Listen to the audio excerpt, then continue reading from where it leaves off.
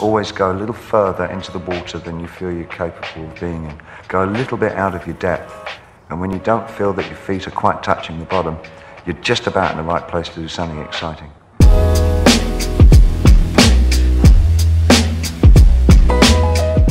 Have you ever heard the expression, practice makes perfect? Of course you have. Everyone has. But I don't necessarily think that it's true. Have you ever seen someone who has had a hobby for decades and they never seem to get any better at it? Or someone that has picked up something 2 years ago and is already good enough to go pro? What is that? Is that just pure dumb luck? Talent? I'm not sure. Practice makes perfect, yes, but only the right kind of practice.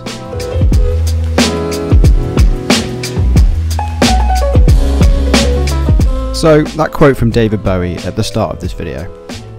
I've seen that clip a few times and it never fails to fire me up. So with that kind of philosophy in mind, I decided to make a painting that I wasn't even sure if I was ready for. I think recently I've been painting ever so slightly in my comfort zone, and I wanted to try and push myself, grow my skills and just see what I'm capable of. So let's just go that tiny bit into deeper waters.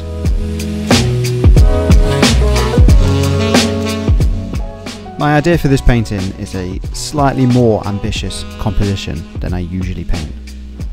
What if I could catch a glimpse of a fleeting moment? Kind of like if we just looked a second later, all the butterflies would have just flown off. So I wanted to see if I could achieve that illusion of movement. At least that was my idea. It sounds complicated, but really my first goal is just to get rid of all that white canvas.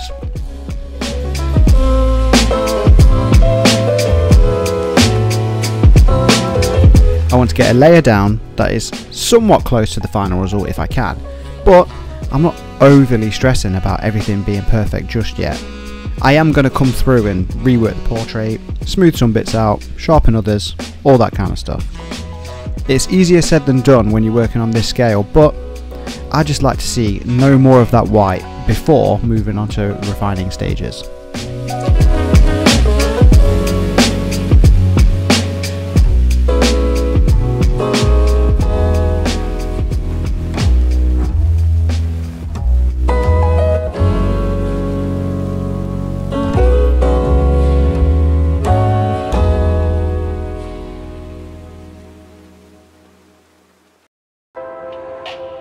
I think it's terribly dangerous for an artist to fulfill other people's expectations. I think they generally produce their worst work when they do that.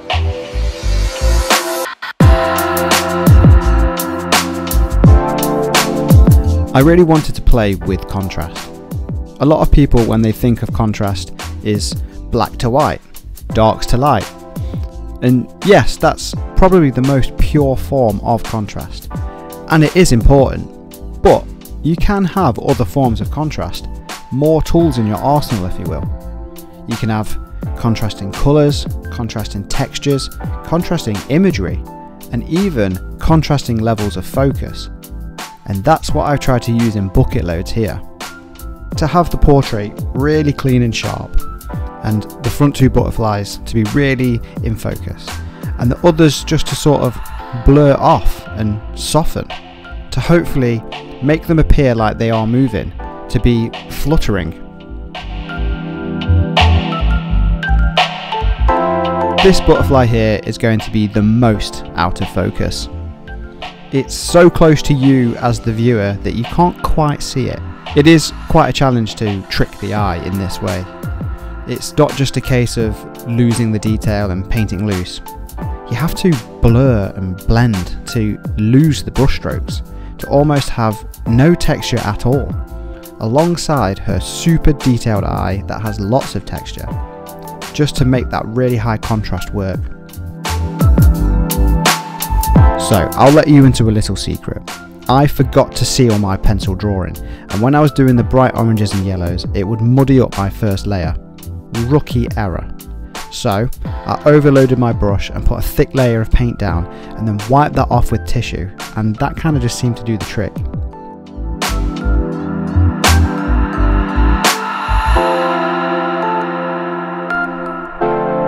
And then it's just a case of adding the sections of the butterfly wings, keeping it nice and loose, not overly detailed, so we don't steal focus from the bigger central butterflies. And we just rinse and repeat and do that for all of the butterflies. And at this point, I start to wonder why I decided to paint so many.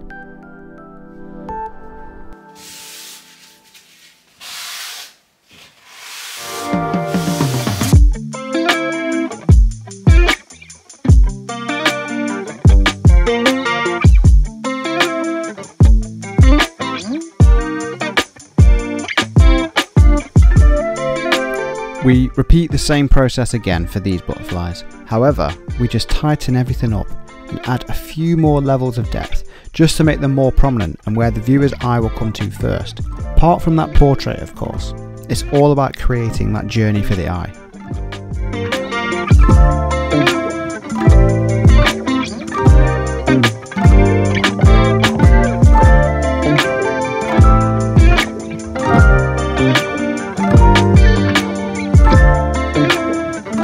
If you've enjoyed this video, please do consider subscribing. I will have lots of more videos of really cool painting projects coming up soon. And if you like my work, I do have a website where I sell all kinds of prints and cool stuff like that. So check that out.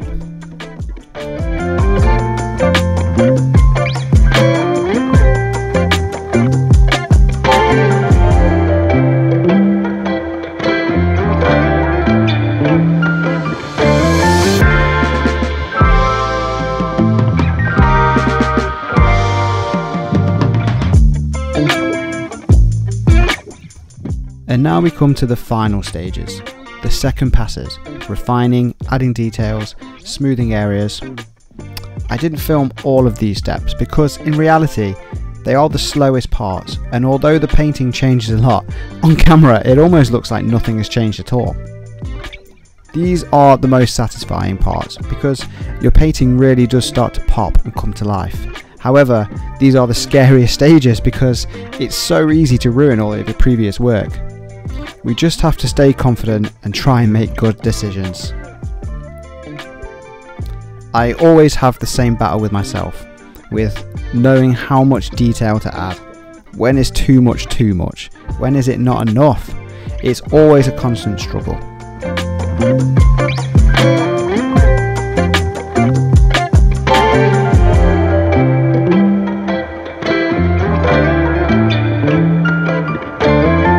As we pull into the final highlights, I will then leave you with the final shots of the finished painting. Monarch.